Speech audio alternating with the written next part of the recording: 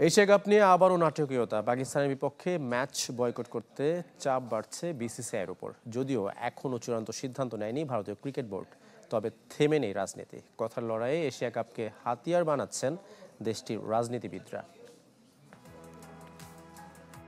সূচি চূড়ান্ত, স্বাগতিক দেশও ঠিক, কিন্তু এশিয়া কাপে মাঠে গড়াবে তো পাক ভারত মহারণ।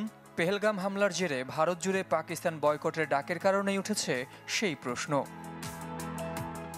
এতদিন দুদেশের দ্বিপাক্ষিক সিরিজ নিয়ে সরকারের দোহাই দিলেও ভারতীয় গণমাধ্যম বলছে এশিয়া কাপে ম্যাচ খেলা না খেলার সিদ্ধান্ত এখন বোর্ডের কোর্টে। সূত্রের বরাত দিয়ে পিটিআই জানিয়েছে, আইনি ভিত্তি না থাকায় নাক গলাবে না মোদী সরকার। এখন পর্যন্ত জাতীয় ক্রীড়া ব্যবস্থাপনা বিল পাশ না হওয়ায় বিসিসিআই ক্রীড়া মন্ত্রণালয়ের আওতায় পড়ে না।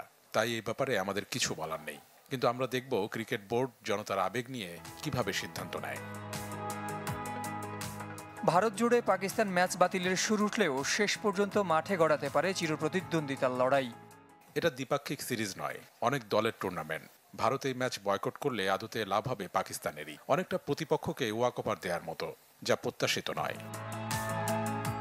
ক্রিকেট আর এশিয়া কাপ নিয়ে থেমে নেই রাজনীতি আর কথার লড়াই।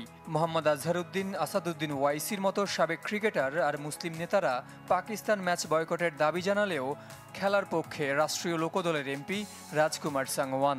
রক্ত ও পানি একসাথে বইতে পারে না, এটা বলে আমরা পাকিস্তানের ৮০% পানি বন্ধ করে দিয়েছি, অথচ আমরাই আবার তাদের সাথে ক্রিকেট খেলবো? আমার বিবেক আমাকে এই ম্যাচ দেখতে দিবে না।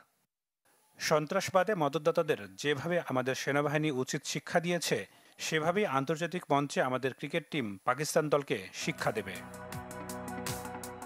শঙ্কা সত্যি করে ১৪ সেপ্টেম্বর শেষ পর্যন্ত গ্রুপ পর্বে ভারত না খেললে জয়ী দল হিসেবে গণ্য হবে পাকিস্তান।